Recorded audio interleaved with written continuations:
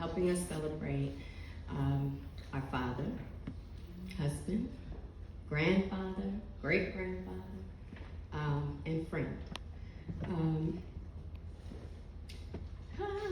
Here we go.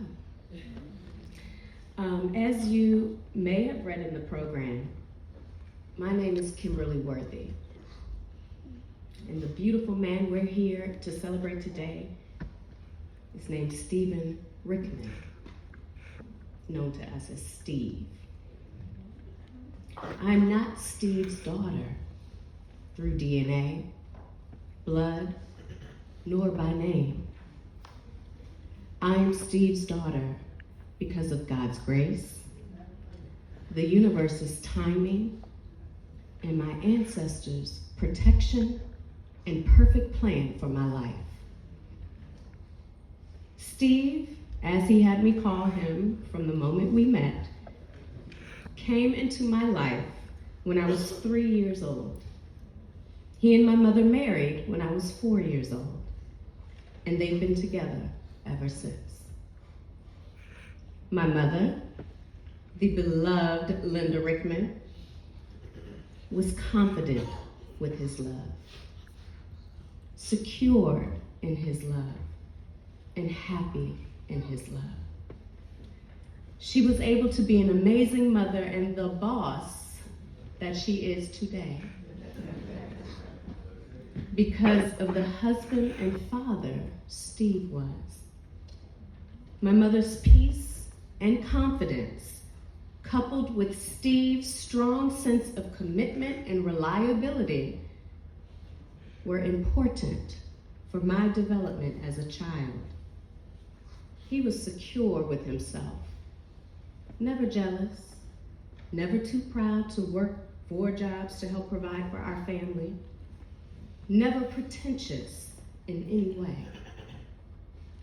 Therefore, he taught me not to be too proud to work hard for my responsibilities, to never be pretentious, and that the key to standing the tests of time, like my parents' love did, was to understand that love is emotionally mature, selfless, and rooted in kind, loving choices and actions.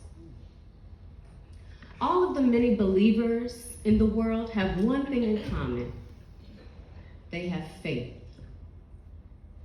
My father was a believer. He had faith in the power of love, faith in righteousness, faith in social justice, faith in the oppressed, faith in Black communities here and throughout the world, and faith in the unseen. I am Stephen Eugene Rickman's daughter because all of the ways he showed me that he had faith in me. When I was about 5 years old, my father, psychologist, sat me down and administered an IQ test. The results came back and I was a genius. He ran upstairs to tell me and my mother, "Oh Lord, she's a genius!" And he said, in order for me to succeed in school, I had to be challenged. And he told every single teacher every year back to school night, keep her challenged. He and my mother enrolled me into an African-centered private school here in Washington, D.C. called Roots Activity Learning Center. Roots challenged their students and believed in the participation of students in social consciousness of their race, just like my parents did. With Mama Bernita's curriculum, we were all challenged at Roots, and we all graduated 2 to 3 grade levels ahead. Steve told me I was a genius, and I believed him. I accepted all the challenges and acted like geniuses do.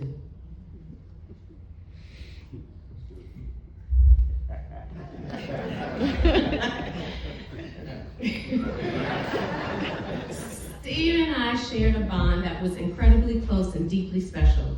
When my mom would go shopping every weekend, I preferred to stay at home with Steve, watching football or basketball, learning strategies in these games, and how to play spades. I fell in love with discussing how Patrice Lumumba, Paulo Freire, Steve Biko, and Assata Shakur were freedom fighters connected through our struggle for freedom throughout the diaspora. My love for history and activism came from him. I attended every march, protested outside the South African embassy with him to protest the apartheid government, and even wore Reebok knockoffs called balloons during my very sensitive adolescent years because Reebok supported apartheid. I attended city council meetings with him, worked on numerous campaigns, Dave Clark, Jesse Jackson, and sat in his neighborhood Orange Hats community meetings. Not only did my father continue the struggle that our past freedom fighters began, he instilled their mission in me. Steve was my constant and calm in every storm. He was the voice I listened for in every moment of uncertainty, and I looked up to him in every way. With his incredible advice, Steve showed me how to move with integrity, how to stand firm in my values, and how to walk through this world with courage, compassion, insatiable curiosity, and discipline.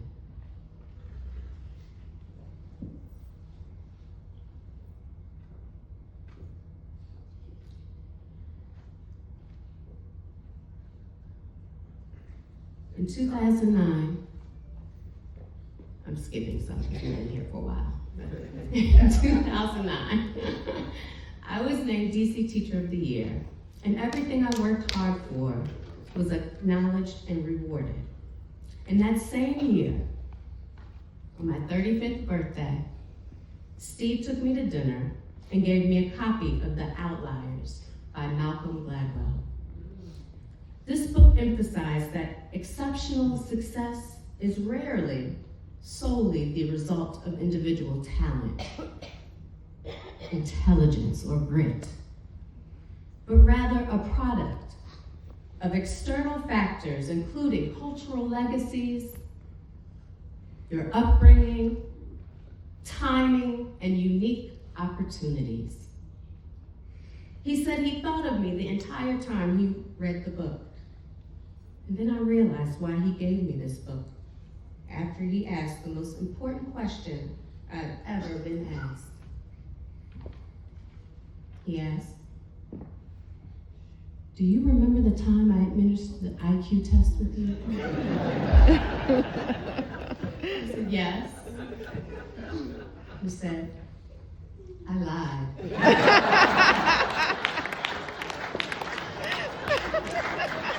You actually scored really low.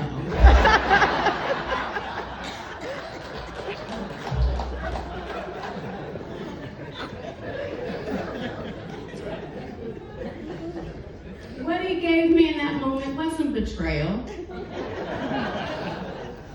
It was truth, wrapped in love, explaining the best gift I had ever received.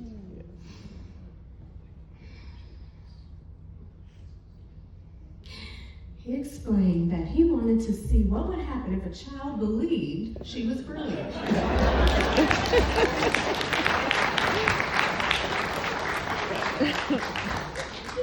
I knew it. And what happened was this. I worked hard like a genius. I became resilient like a genius. pushed myself. And I believed that I belonged in every room I entered, because I was a kid.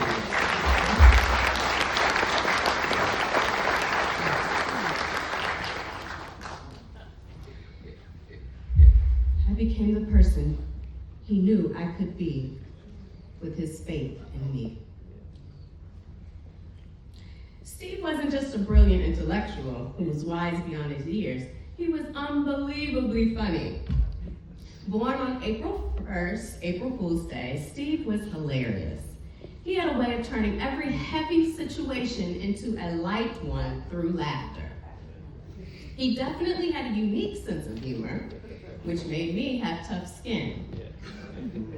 For example, the morning of my 16th birthday, I walked through my parents' bedroom like I did every morning to get to my mother's bathroom. I didn't use the boy bathroom. As I opened the bathroom, Steve yelled out, "Kim, happy birthday." I said, "Thank you." Then he yelled, "Kim, look outside the window." I opened the shades, and there was a white Subaru car sitting in front of our house on our private cul-de-sac. I jumped up and down, screaming, "Thank you." And I'm hugging my mom and hugging Steve, and I'm just screaming. And then I walked back over to the bathroom and opened the door, and he said, "Kim, sigh."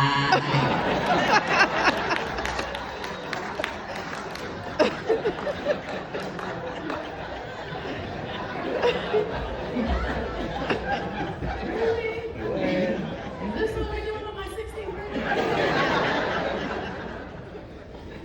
His pranks and jokes were annoying, but we loved him for his lighthearted spirit that kept us laughing out loud for years. On behalf of his siblings, my Aunt Lori and Uncle George, my sister Abina, my brother Steve, I want to emphasize how Steve, and my mom, I'm sorry, Mommy. I'm sorry, my mom. I want to emphasize how Steve had a way of making ordinary moments meaningful. Whether it was a conversation, a laugh, or a great piece of advice, or just sitting together in silence, time with him always mattered. There was no judgment with Steve, no pressure to be someone you weren't, no harsh criticism disguised as help. His love was unconditional, consistent, and gentle. His advice was easy to receive and somehow always right. He helped me navigate every major decision I have ever made. When the world felt heavy, he made it lighter just by always being there. None of us ever feared him. We only trusted him. His love was never authoritarian. It was collaborative, respectful, humorous, and safe. And that safety, that sanctuary, was who he was for me, my family, and so many others. His love was the kind of love that stays with you forever. So I stand before you, not just as a grieving daughter, but as a woman who was profoundly loved by her father. He was not just a good man or even a great father. He was extraordinary. He was the kind of father people hope exists, but few ever get to know. And I was lucky enough to call him mine. I feel eternally blessed to have been loved by him from the age of 3. He had no obligation to take me on as his own, but he did, fully and without hesitation. He nurtured me, protected me, challenged me, and loved me into the strong African-American woman I am today. Losing him still feels unbearable. I mourn not only who he was, but all the moments I still want to have with him. All I want is that time with him again. But I'm grateful. Grateful I knew a love so pure, it set my expectations for the rest of my life. Grateful that I was raised by a man who loved all people without judgment or condition. Grateful that I got to be a daddy's girl. Steve, I thank you for fighting for us. I thank you for living for us. I thank you for loving me so completely that it changed who I am to my core. I will carry your kind of love with me in every step I take, every choice I make, and with everything I have yet to become. I love you. I always will. And I miss you.